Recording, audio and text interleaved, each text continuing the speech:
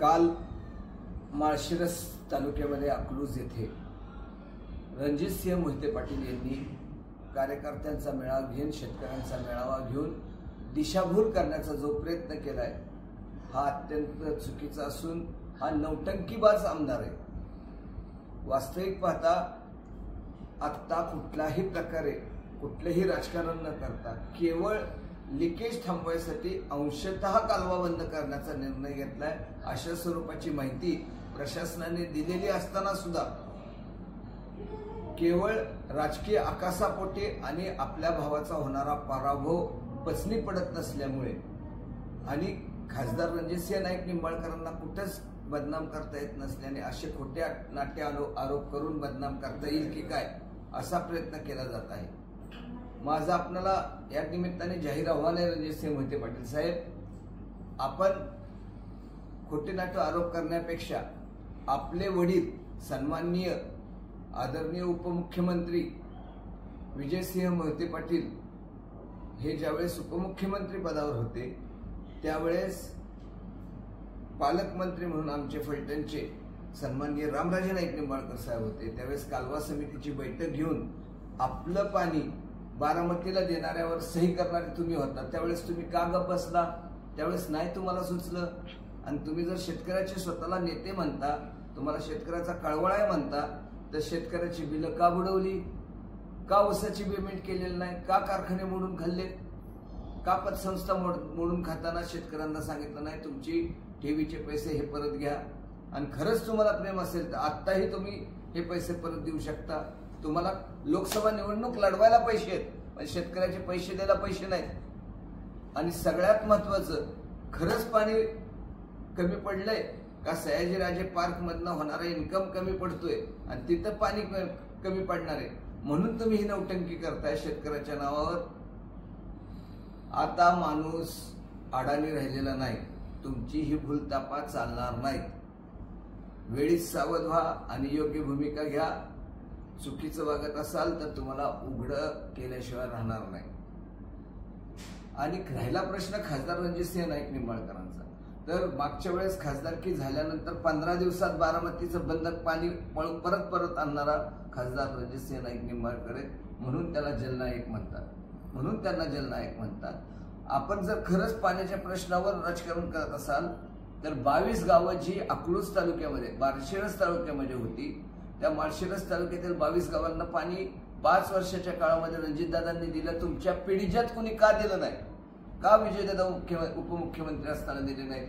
का तुम्ही आमदार असताना ते काम केलं नाही? याचंही उत्तर जरा कधीतरी द्या। हे माझं तुम्हाला जाहीर आव्हान आहे आणि अशा गोष्टीला निश्चितपणे विरोध केला जाईल। चुकीच्या पद्धतीने राजकारण करू नका ही आपल्याला विनंती आहे। नमस्कार, मी निलेश गांधी, मी माळशिरस तालुक्यातील एक मतदार। नुकतीच मी एका न्यूज चॅनलवरती फलटणच्या मूर्ख नेत्याची, बावळट माणसाची एक मुलाखत पाहिली। त्याचं नाव अनुप शहा। तोच आमच्या समाजावरती लागलेला कलंक आहे। त्याला नाती कळत नाहीत, गोती कळत नाहीत, माणूस नाही, पै पाहुणा नाही, समाज नाही, काही कळत नाही। अतिशय थर्ड क्लास वृत्तीचा माणूस तो, आणि तो आमच्या नेत्यांवरती विजयसिंह मोहिते पाटील, रणजितसिंह मोहिते पाटलांवरती टीका करतोय। ह्याची पात्रता, ह्याची उंची, ह्याची लायकी जोड्यापुढे उभा करायची नाही। आणि हा विजयसिंह मोहिते पाटील आणि रणजितसिंह मोहिते पाटलांवरती टीका करतोय। तसं बघायला गेलं तर सोलापूर जिल्ह्याचा सर्वांगीण विकास आदरणीय स्वर्गवासी शंकरराव नारायणराव मोहिते पाटील यांनी सर्वांगीण विकास केला।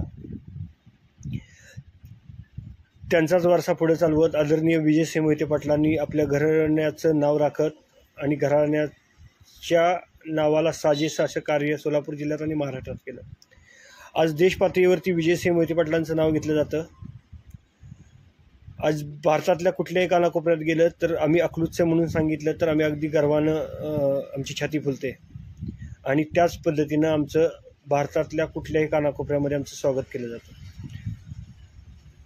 त्यांचाच वारसा पुढे चालवत आदरणीय रणजितसिंह मोहिते पाटील यांनी उत्तुंग काम केलं, छान काम केलं।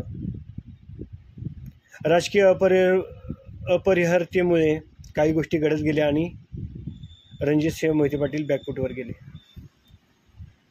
पण याचा अर्थ असा होत नाही की कुठल्याही लांडग्या लबाड्याने उठायचं आणि रणजितसिंह मोहिते पाटलांवरती टीका करायची. अनुप शहा, तू कुत्रा आहेस आणि तू समाजावर लागलेला कलंक आहेस. तुझी लायकी ही चपलीच्या पुढे उभा करायसारखीही नाही. तू शिस्तीत राहा आणि लायकीत राहा. कुठल्या नेत्यांवरती टीका करतोय, कुणावरती टीका करतोय? तुझं काम फक्त फलटणमधल्या एका नगरपालिकेतील एका छोट्याशा गल्लीपुरतं आहे. आज तू विजयसिंह मोहिते पाटलांवरती आणि रणजितसिंह मोहिते पाटलांवरती टीका करायची तुझी लायकी नाही, तुझी पात्रता नाही. कुत्रा हा शब्दसुद्धा फार चांगला आहे, तुझ्यासाठी तो सुद्धा वापरायची तुझी लायकी नाही. आणि तू नीट राहा, शिस्तीत राहा. संविधानिक मार्गानं आम्हीही काम करतोय, संविधानिक मार्गानं तू तुझ्या तिचं काम कर. आमच्या इथला कुठलाही नगरसेवक लायकीचा माणूस तुझ्या रणजितसिंह निंबाळकरवरती टीका करत नाही. रणजितसिंह निंबाळकर आणि रणजितसिंह मोहिते पाटील हे बघून घेतील. तुझी लायकी फक्त कुत्र्याची आहे आणि कुत्र्याच्या लायकीनंच राहायचं. तुकडा टाकल तेवढंच भुकायचं, त्याच्यावरती भुकायचं नाही. आपल्या लायकीनं राहा. तुझी लायकी समाजाला माहीत नसेल तर मला चांगल्या पद्धतीनं माहिती आहे तू काय लायकीच आहे. मी माझ्या सासऱ्यानं, माझ्या मेहुण्यानं चांगल्या प्रकारे तुला अनुभवलं आहे, समाजानं चांगला अनुभवलं आहे. तू काय लायकीच आहेस हे चांगलं माहिती आहे मला. आणि तू आमच्या नेत्यांवरती टीका करायची नाही. ही टीका तुला फार जड जाईल.